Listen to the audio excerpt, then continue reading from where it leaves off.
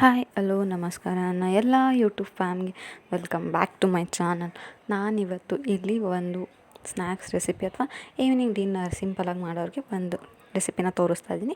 ಇದು ಬಂದು ಪನ್ನೀರ್ ಕಾಟಿ ರೋಲ್ ಅಥವಾ ಪನ್ನೀರ್ ಚೀಸ್ ರೋಲ್ ಅಂತ ಹೇಳ್ತೀವಲ್ವ, ಅದನ್ನು ಈಸಿಯಾಗಿ ಹೇಗೆ ಮಾಡೋದು ಅಂತ ತೋರಿಸ್ಕೊಡ್ತೀನಿ, ಬನ್ನಿ ನೋಡೋಣ. ನಾನಿಲ್ಲಿ ಫಸ್ಟಿಗೆ ಒಂದು ಬೋಸಿ ತೊಗೊಂಡಿದ್ದೀನಿ. ಅದಕ್ಕೆ ಒಂದು 4 ಟೇಬಲ್ ಸ್ಪೂನ್ ಮೊಸರನ್ನ ಹಾಕ್ಕೊಂಡಿದ್ದೀನಿ. ಹಾಗೆ ಎಲ್ಲ ಸ್ಪೈಸಸ್ನ ಹಾಕ್ಕೋತಾ ಇದ್ದೀನಿ. ಧನಿಯಾ ಪೌಡರ್, ಖಾರದ ಪುಡಿ, ಗರಂ ಮಸಾಲ, ಆಮೇಲೆ ಅರಶಿನದ ಪುಡಿ, ಶುಂಠಿ ಬೆಳ್ಳುಳ್ಳಿ ಪೇಸ್ಟು, ಜೀರಿಗೆ ಪೌಡರು, ಸ್ವಲ್ಪ ಚಾಟ್ ಮಸಾಲ, ಇಷ್ಟೂ ಹಾಕ್ಕೊಂಡಿದ್ದೀನಿ. ಹಾಗೆ ಒಂದು ಅರ್ಧ ಲೆಮನ್ನು, ಒಂದು 2 ಟೇಬಲ್ ಸ್ಪೂನ್ ಆಯಿಲು, ಸ್ವಲ್ಪ ಉಪ್ಪು, ಇದಿಷ್ಟೂ ಹಾಕ್ಕೊಂಡು ನೀಟಾಗಿ ಮಿಕ್ಸ್ ಮಾಡ್ಕೊಂಡು ನೆಕ್ಸ್ಟ್ ಪನ್ನೀರ್ ಕ್ಯೂಬ್ಸ್ನ ಮಾಡಿ ಇಟ್ಕೊಂಡಿದ್ದೀವಲ್ವ, ಅದನ್ನು ಹಾಕಿ ನೀಟಾಗಿ ಕಲಿಸ್ಕೊತಾ ಇದ್ದೀನಿ. ಅಂದರೆ ಮ್ಯಾರಿನೇಟ್ ಆಗಬೇಕಲ್ವ, ಹಾಗಾಗಿ ಕೋಟ್ ಆಗೋ ಥರ ಕಲಿಸ್ಕೊಬೇಕು. ಇದು ಕಲಿಸ್ಕೊಂಡಿದ್ದ ಆದಮೇಲೆ ಒಂದು 10 to 15 ಮಿನಿಟ್ಸ್ ಬಿಡಬೇಕು. ಪನ್ನೀರ್ ಹಾಕಿದ್ಮೇಲೆ ಅದು ಒಂದು ಫ್ಲೇವರ್ ಪನ್ನೀರಿಗೆಲ್ಲ ಅಂಟ್ಕೊಂಡಿರುತ್ತೆ ಅನ್ನೋ ಕಾರಣಕ್ಕೋಸ್ಕರ.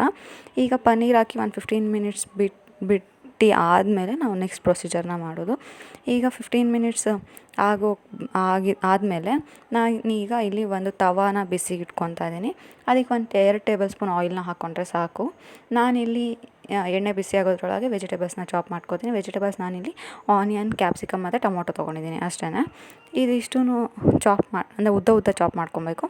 ಇದು ಚಾಪ್ ಮಾಡ್ಕೊಂಡಿದ್ದಾದಮೇಲೆ ನೆಕ್ಸ್ಟ್ ಇಷ್ಟೊತ್ತಿಗೆ ಆಲ್ರೆಡಿ ಎಣ್ಣೆನೂ ಕೂಡ ಬಿಸಿಯಾಗಿರುತ್ತೆ. ಎಣ್ಣೆ ಬಿಸಿಯಾಗಿದ್ದಾದಮೇಲೆ ನಾನಿವಾಗ ಇಲ್ಲಿ ಫಸ್ಟು ಆಯಿಲ್ಗೆ ಪನ್ನೀರ್ ನಾವೇನು ಮ್ಯಾರಿನೇಟ್ ಮಾಡಿ ಇಟ್ಕೊಂಡಿದ್ವೋ ಎಲ್ಲ ಮಸಾಲೆ ಹಾಕಿ ಅದನ್ನು ಹಾಕ್ಕೋತಾ ಇದ್ದೀನಿ. ಇದನ್ನು ಹಾಕ್ಕೊಂಡು ಒಂದು 5 to 10 ಮಿನಿಟ್ಸ್ ಫ್ರೈ ಮಾಡ್ಕೊಬೇಕು ಆಯಿಲಲ್ಲಿ. ಇದು ನೀಟಾಗಿ ಮಸಾಲೆ ಎಲ್ಲ ಪನ್ನೀರಿಗೆ ಕೋಟ್ ಆದಮೇಲೆ ಇದು ಆಲ್ಮೋಸ್ಟ್ ಪನ್ನೀರ್ ಡನ್ ಅಂತ. ಅವಾಗ ನಾವು ಏನು ತರಕಾರಿನೆಲ್ಲ ಚಾಪ್ ಮಾಡಿಟ್ಕೊಂಡಿದ್ವಲ್ಲ ಅದನ್ನು ಹಾಕ್ಕೊಂಡು ಒಂದು 5 to 10 ಮಿನಿಟ್ಸ್ ಫ್ರೈ ಮಾಡಿಕೊಂಡ್ರೆ ಸಾಕು. ಫುಲ್ ಬೇಯಬೇಕು ಅಂತಿಲ್ಲ, ಒಂದು 70% ಬೆಂದರೆ ಸಾಕು. ಆವಾಗಲೇ ಆ ಟೇಸ್ಟ್ ಚೆನ್ನಾಗಿರುತ್ತೆ. ಹಾಗಾಗಿ ಈಗ ಇದು ನೀಟಾಗಿ ಫ್ರೈ ಆಗಿದ್ದಾದಮೇಲೆ ಆಫ್ ಮಾಡಿಬಿಟ್ರೆ ಮುಗೀತು, ಏನು ಡನ್. ಸ್ಟಫಿಂಗ್ ರೆಡಿ ಆಗುತ್ತೆ.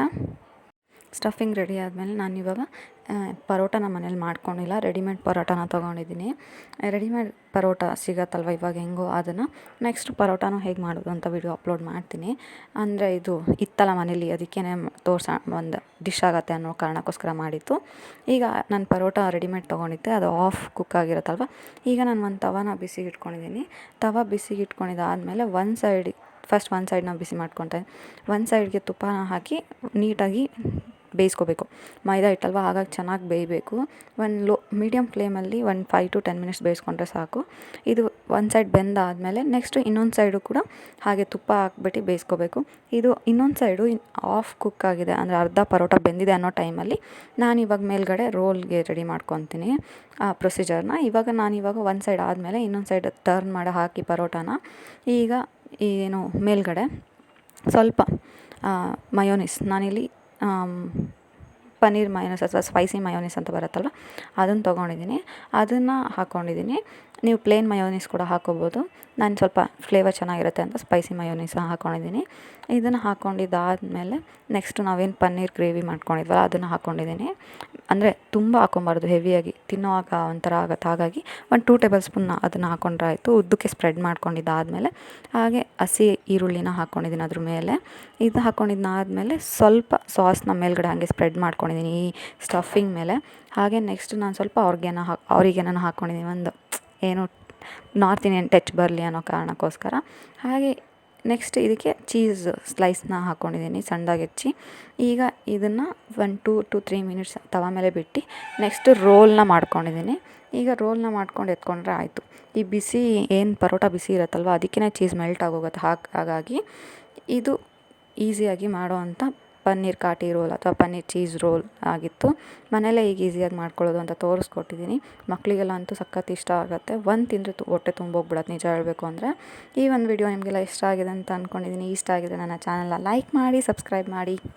ಹಾಗೆ ನಿಮ್ಮ ಫ್ಯಾಮಿಲಿ ಫ್ರೆಂಡ್ಸ್ಗೂ ಕೂಡ ನನ್ನ ಚಾನಲ್ನ ಶೇರ್ ಮಾಡಿ, ಸಬ್ಸ್ಕ್ರೈಬ್ ಮಾಡೋದಕ್ಕೆ ಹೇಳಿ. ಹೀಗೆ ಸಪೋರ್ಟ್ ಮಾಡ್ತಾಯಿರಿ. Thank you for watching.